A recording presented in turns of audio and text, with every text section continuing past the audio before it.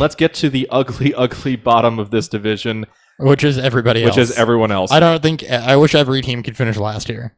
All right, so let's start off with the Jets, where I personally ranked them second because I think they probably have the arguably the most overachieving coach in bowls compared to Gase, and actually blanking real quick on who actually coaches the Bills right now. Sorry, Frank Reich, wasn't it? No, Frank Reich's with the Colts. McDermott. Yeah. He was with the Chargers before, wasn't he? Or no, I'm thinking of Lynn went to the Carolina defensive coordinator, and then their old defensive guy, Lynn's the guy that went out to San Diego. That's what it was. Okay. LA now. Jesus. Yeah, we're all messing stuff up. We're all fucking sorts. All right. So let's go through the Jets here. They were 21st for quarterback, 21st for running back, 24th for wide receiver, 23rd for tight end. So just a real ugly team here. But yet somehow managed to win games last year. They somehow were not the worst team in the NFL last year. They won, was it 5 games last season, which is overachieving. They've added a few pieces to try to make this team a little bit better. Let's kick it off with the quarterback position where they've brought in Teddy Bridgewater and Sam Darnold behind Josh McCown. So now we have a real busy quarterback room. None of them are relevant. Who's starting? McCown for now. Yeah, McCown for now, and then McCown breaks himself week 4, and it's Darnold's team, and he has a Trubisky-style season, and the hype comes in on him next year. That's my prediction. I actually think Bridgewater will be the second QB. There's been a lot of hype on him so far. Doing OTAs, I think you're trying to will this into being a thing. No, I'm not trying to. I'm just saying that I don't want to own any of them because I think it's going to be a fucking clusterfuck the entire year. Yeah, I mean, McCown, if he struggles, he could get yanked for Teddy or Sam. If he gets injured literally every single season. He does. As we covered last year in our division breakdown covering Josh McCown. So this is a situation...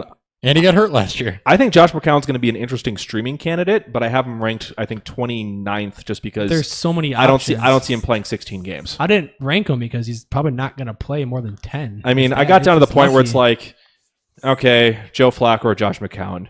Joe Flacco. McCown has play upside. More games. I might actually start Why are we McCown. arguing over fucking Jets quarterbacks, Nick?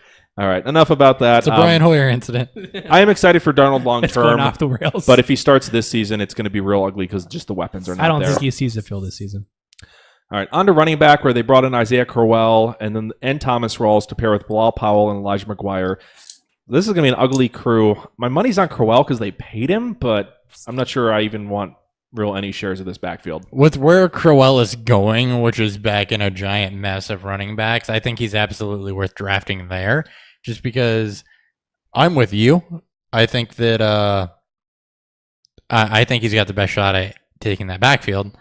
Elijah McGuire, I don't want that. Bilal Powell is always annoying, but I think Crowell's probably got the best shot at being productive. He's going to be the first second down back. That's his role right now. He's my 37. He's going 807 and ADP at this point. What's going to set him back even more is a horrid O-line. I think it's going to be one of the worst in the leagues this year. It's one of the worst last year. Oh, just you wait till the next team. I know. Yeah, I think he has a chance to take down that role as well. Yeah, he's my RB35, so I'm kind of right there with you. We're always going to be shocked. I think I know almost everything. I don't know how we're so close because I did not talk to you at all about these before I did my rankings. So yeah, that's a mess. Crowell's the only one I'm going to probably take a shot on unless it's like second to last round. I might take Powell in like round 13. I don't hate him in 807. I think he could return some RB2 value to him if you can take you got to beat up Bilal Powell and fucking Elijah McGuire. Rawls will get hurt at some point. Powell was massively inefficient last year, and McGuire was a 7th round pick. Yeah, and they give him a 3-year deal, so I think they're going to try to find a way to get Crowell going. And he's young. He's what, 25? 25. So, all right. Any thoughts there on the running game, Ryan? I mean, yeah, you guys forgot to mention that they drafted Trenton Cannon out of Virginia State in the 6th round, and that man runs a 4.40.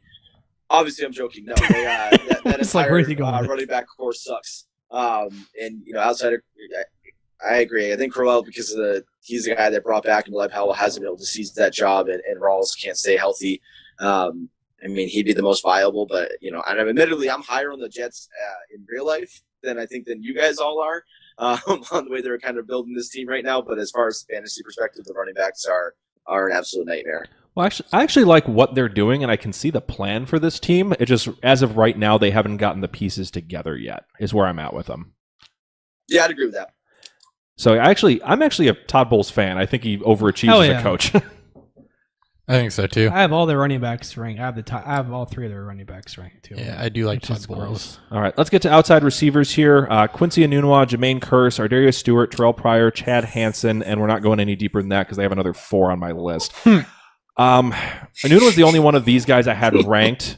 We were kind of Stewart and Hansen fans last year. Pryor, we overhyped last year and made a massive mistake. We were there. right then, Ron.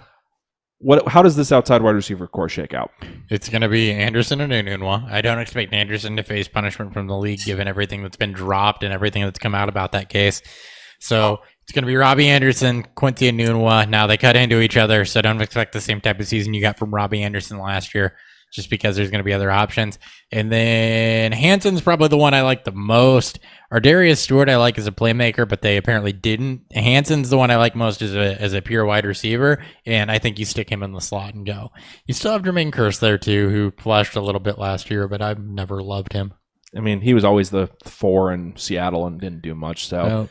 if this receiving core has any talent, Kearse should be a nobody. He only did anything last year because there was nobody to play. They got a lot of guys, and somebody's going to emerge. My money's on Hansen. It's going to be Anderson, I think, to be the only relevant guy to own.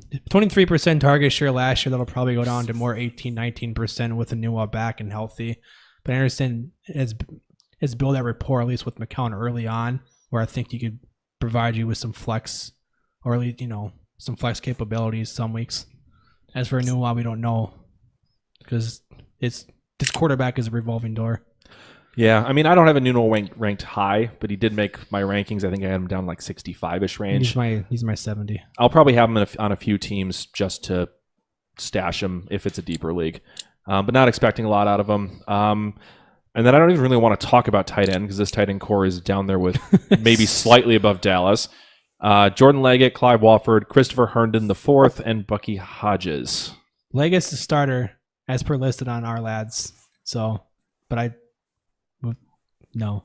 I mean, we didn't even really like Leggett that much last year. So it's those situations of fucking clusterfuck. Yeah, I think Hodges would probably be the most interesting if he was able to find a role and get targets because I think he's the most athletically talented. But I'm avoiding this tight end group. Yep. Yeah, Leggett's the one that I'm going to take a shot at. I liked him. Hodges is the most athletically talented also, like you mentioned, especially as a receiver, but it's messy. I mean, and that would have to be a 16-team 2 tight end league, right? Yeah, with a tight end premium. With a tight end premium. All right. Yeah. Anything to add on the pass catchers, Ryan?